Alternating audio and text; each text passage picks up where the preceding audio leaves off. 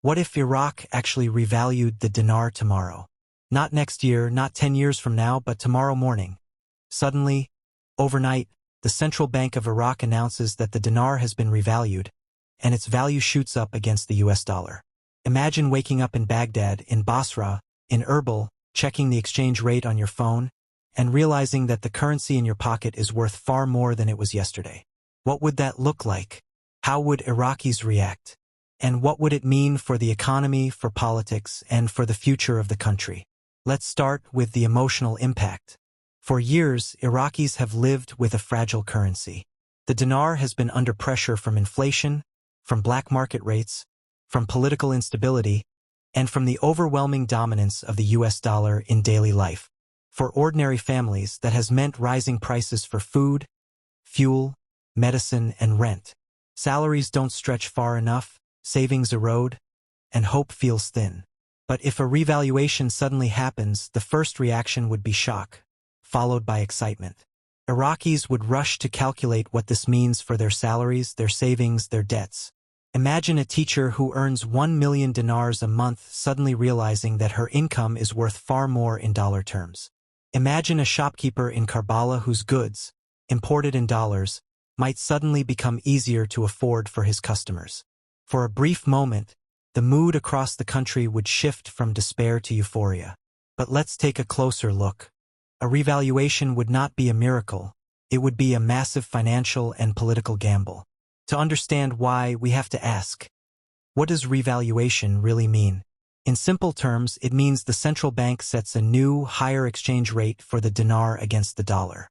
For example, if the dinar has been trading at 1,450 to the dollar, a revaluation might change it to 1,000 or even 500, or 1-to-1 in the most extreme dream scenarios. Overnight, the dinar would appear stronger. But here's the catch. Strength on paper does not always mean strength in reality. The first winners would be government workers and those paid in dinars. Their salaries would suddenly have more purchasing power, at least in theory. Imagine a young graduate working in a ministry, earning a modest salary that barely covers rent and food. A stronger dinar means her pay might go further, allowing her to save, to buy better goods, or to think about long-term investments. Similarly, pensioners and low-income workers might feel relief, at least in the short run. But there would also be immediate losers. Businesses that export goods, like agricultural producers or small factories, would suddenly find that their products are more expensive abroad. This makes Iraqi exports less competitive, which could hurt local industries that are just starting to grow. Meanwhile, those who have been trading on the black market or hoarding dollars could lose big. Imagine a money exchanger in Baghdad's Qarada district who has been sitting on piles of US currency. Overnight, the relative value of those dollars might shrink, leaving him scrambling to adjust. Then there's the psychological ripple effect. For years, Iraqis have leaned on the dollar as the real store of value. If the dinar suddenly strengthens, confidence might return. But confidence is fragile. If people believe the revaluation is sustainable, they might start using dinars again in larger transactions, reducing dollarization. But if they fear it's temporary, they could quickly dump their dinars for dollars, creating chaos in the markets. This is the knife's edge of revaluation. It can either restore trust or destroy it, depending on how it's managed. We also need to talk about Iraq's youth. For the younger generation, those who are unemployed, underemployed, or dreaming of emigrating, a stronger dinar might feel like a chance to build a future at home. Imagine university students in Mosul seeing tuition costs stabilize, or young entrepreneurs in Erbil realizing that imported tech equipment is suddenly more affordable. For them, revaluation could feel like an opportunity. But young people are also skeptical.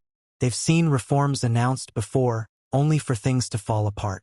They might celebrate in the moment, but they'll wait to see if this change is real. And then, of course, there's the political angle. A government that pulls off a revaluation overnight would instantly gain political capital.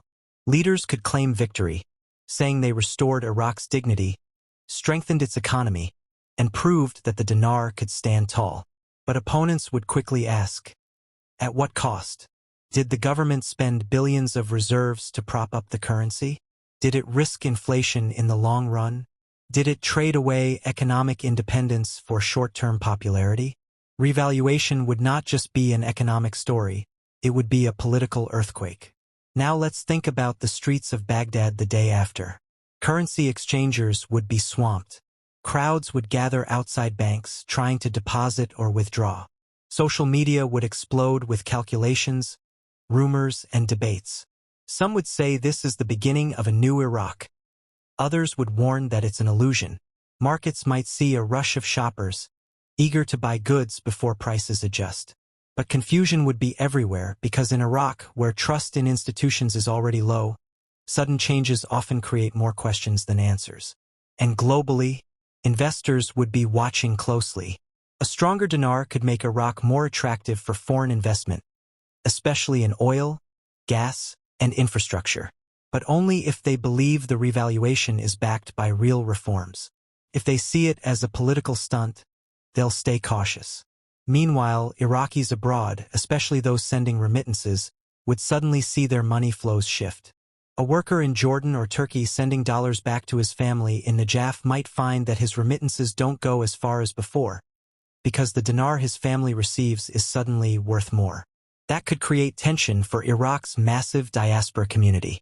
So what if Iraq revalued the dinar tomorrow? In the short run, there would be joy, shock, confusion, and political fireworks. But in the long run, everything would depend on whether the revaluation was real, backed by reserves, by reforms, and by trust, or just an illusion. And that's where part 2 comes in, because the real question is not just what happens tomorrow, but what happens in the weeks, months, and years after. Does Iraq's economy stabilize? Or does the dream collapse into another crisis? So we've imagined the shock of a sudden revaluation of the dinar tomorrow morning. The joy, the confusion, the rush in markets, and the political fireworks. But the real question is this: would it last? Or would the dream quickly fade back into reality? Let's dig deeper. First, let's talk about reserves and sustainability. A revaluation isn't just a switch you flip. To keep the dinar stronger, Iraq's central bank would need massive foreign reserves, mainly in US dollars. Why? Because when the dinar is suddenly worth more, demand for dollars doesn't magically disappear. People and businesses still need dollars for imports, for savings, for international trade. If too many Iraqis rush to swap their dinars for dollars at the new official rate, the central bank has to provide those dollars. Without enough reserves, the bank could burn through its holdings in weeks, forcing a reversal. Right now, Iraq's reserves are strong, but not infinite. A huge revaluation without careful planning could drain them fast. Second, the inflation trap. At first glance, a stronger dinar looks like it would make imports cheaper. Food, electronics, medicine, all priced in dollars, would cost less in dinar terms. But markets don't always work that neatly. In Iraq, many traders operate in the black market, and prices often move slower than exchange rates. Shopkeepers might not slash prices overnight. They may keep them high to protect their profits. Meanwhile, if the revaluation is seen as artificial, speculators could start betting against it. That creates volatility, and volatility breeds inflation. Imagine a family in Baghdad that celebrates cheaper rice one week, only to see prices double again the next month because the market doesn't trust the new exchange rate. Now, let's consider the oil connection. Iraq's lifeline is oil. Over 90% of government revenue comes from it.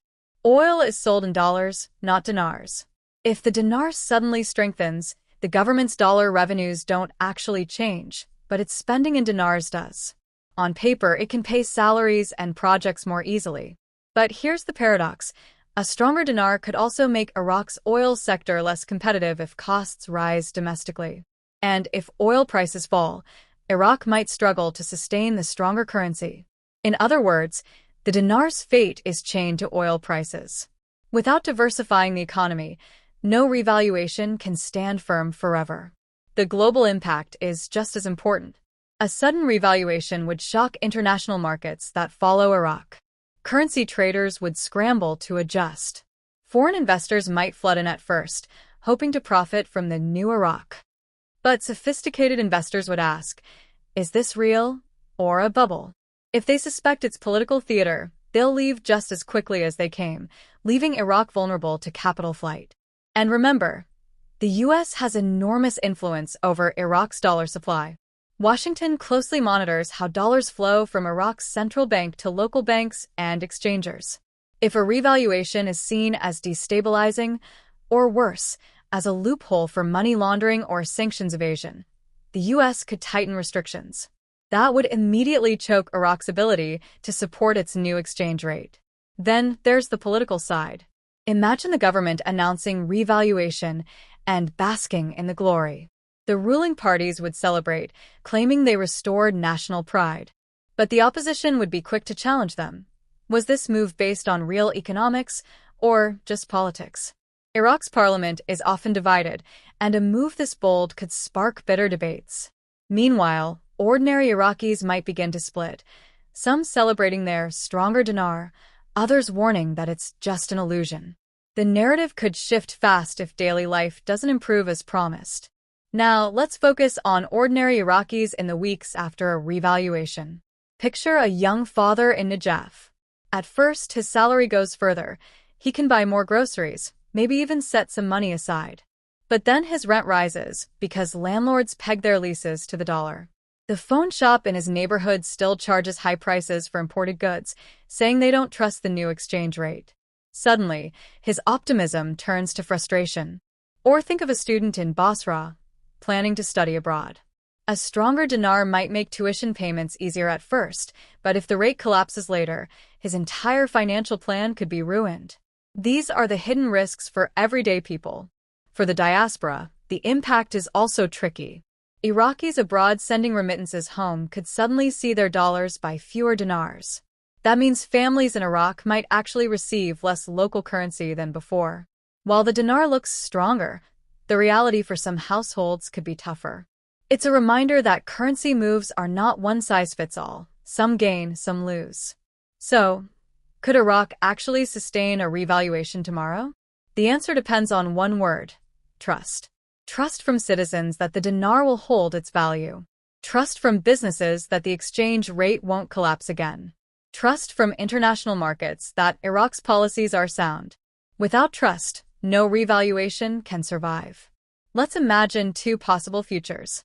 In the optimistic future, the revaluation is carefully planned. The central bank has enough reserves. Oil prices remain high. The government launches reforms, diversifying the economy, investing in agriculture, technology, and industry. People see prices stabilize, salaries stretch further, and the black market shrink. Over time, confidence builds. The dinar doesn't just look stronger, it actually becomes stronger. But in the pessimistic future, the revaluation is rushed. The central bank spends billions to defend it, but oil prices fall, reserves shrink, and markets panic. Prices swing wildly, the black market roars back, and Iraqis lose faith. Within months, the government is forced to reverse course, devaluing the dinar again, leaving people poorer and angrier than before. So, what if Iraq actually revalued the dinar tomorrow? It would be dramatic, emotional, and historic. But it would also be dangerous. Because in the end, a currency's value is not just numbers on a screen.